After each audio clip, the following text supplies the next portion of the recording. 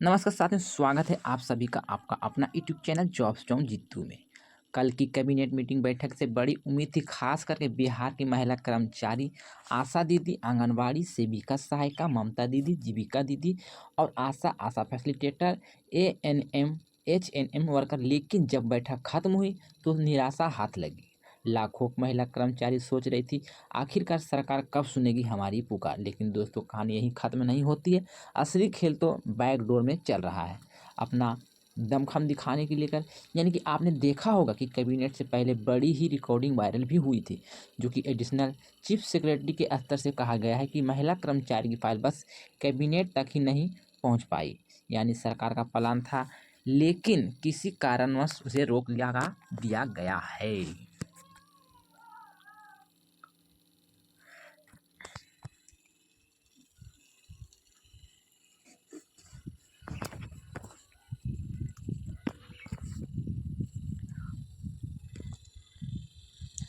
नमस्कार साथियों, स्वागत है आप सभी का अपना YouTube channel jobs John Jitu में। कल की कैबिनेट बैठक से बड़ी उम्मीद थी, खासकर बिहार की महिला कर्मचारी आशा दीदी, आंगनबाड़ी सेविका ममता दीदी, जीविका दीदी, सहायिका फैसिलिटेटर, एएनएम, एचएनएम वर्कर। लेकिन जब बैठक खत्म हुई तो निराशा हाथ लगी। लाखों महिला कर्मचारी सोच रही थी आखिरकार सरकार कब सुनेगी हमारी पुकार। लेकिन दोस्तों, कहानी यही खत्म नहीं होती है। असली खेल तो बैंक डोर में चल रहा है। आपने देखा होगा कि कैबिनेट से पहले ही एक बड़ी कॉल रिकॉर्डिंग भी वायरल हुई थी, जो कि एडिशनल चीफ सेक्रेटरी के स्तर से कहा गया कि महिला कर्मचारी की फाइल इस बार कैबिनेट तक पहुंच गई है। यानी सरकार का प्लान था, लेकिन किसी कारणवश इसे रोक लगा दिया गया है। अब सवाल यह है कि रोक किसने लगाई और क्यों लगाई। इसका जवाब छिपा है राजनीतिक और चुनावी रणनीति में। दोस्तों, बिहार की महिला कर्मचारी केवल नाम के लिए कर्मचारी नहीं है। आशा दीदी गांव-गांव जाकर गर्भवती महिलाओं को हाल जानती है। आंगनबाड़ी सेविका बच्चों को पोषण और टीकाकरण दिखती है। और ममता दीदी और जीविका दीदी गांव की आर्थिक रीढ़ है। फैसिलिटेटर, वैक्सीन कुरियर सहायिका, ये सब मिलकर हेल्थ और समाज की जान है। लेकिन मेहनत के मुकाबले में वेतन बहुत कम है। सुप्रीम कोर्ट ने कहा था कि महिला कर्मचारी को कम से कम 17,000 से लेकर 21,000 रुपये प्रति माह मानदेय मिलनी चाहिए। लेकिन महिला संगठन की मांग है कि कम से कम 15,000 की मासिक मिलना चाहिए। WHO तक की कोविड-19 के समय में इन लोगों के योगदान को रियल हीरोज भी बताया था। विपक्ष लगातार दबाव बना रहा है कि गोपालगंज से एक प्रशांत किशोर ने कहा कि 10 साल से सरकार महिला कर्मचारियों को भूल गई है। बिहार विधानसभा में बार बार ये मुद्दा उठाया कि महिला कर्मचारियों को उचित मानदेय दिया जाए, लेकिन क्यों नहीं मिलता है। सरकार की ओर से नीतीश कुमार ने चुनावी वक्त पर एक एक्स हैंडल में कहा था कि आशा कार्यकर्ताओं को 3,000 रुपया मानदेय देंगे।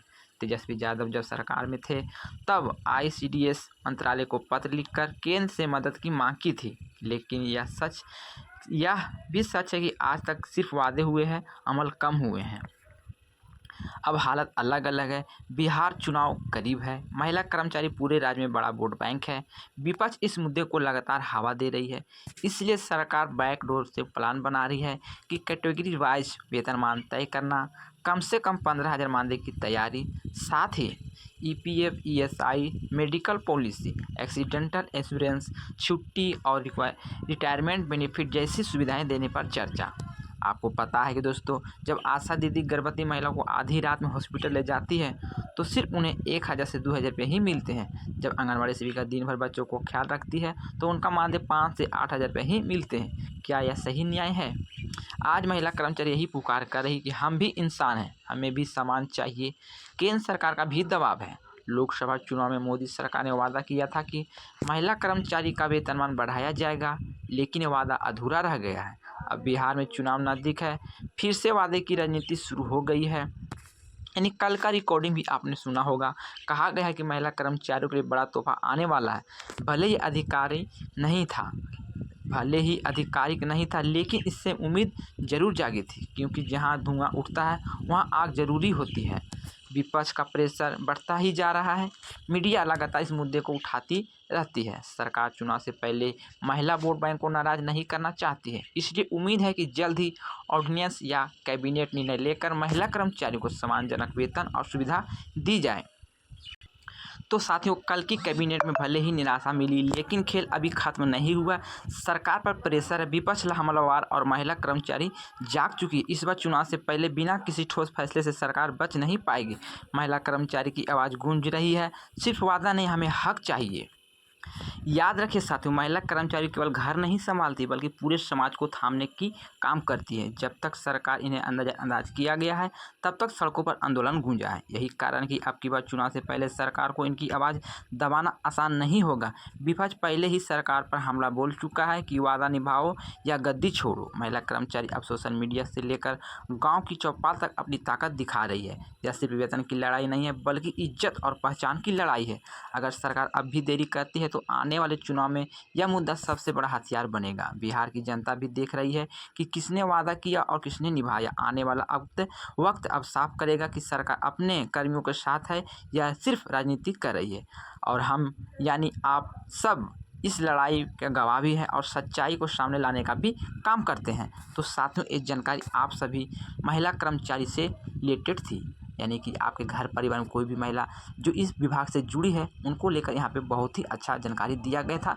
तो आप लोग को निराशा नहीं होना है, आपका मानदेय हर हाल में बढ़ना है, ये बात आप लोग गांठ मान लीजिए। क्योंकि चुनाव में अगर सरकार मानदेय को नहीं बढ़ाती है तो इस बार नीतीश सरकार की कुर्सी जाना फिक्स है और नए सरकार आने की पूरी उम्मीद है। अगर सरकार इस पर आप सभी को मानदेय को बढ़ा देते हैं तो महिला का जो वोट बढ़ेंगे वो नीतीश के पाले में जा सकते हैं। तो अगर सरकार यही सोचती है कि सभी महिला कर्मियों को जल्द से जल्द खुश करने का काम करेंगे, क्योंकि आचार संहिता भी लगा नहीं है, उससे पहले हो सकता है आप सभी के लेकर गुड न्यूज़ आ सकते हैं।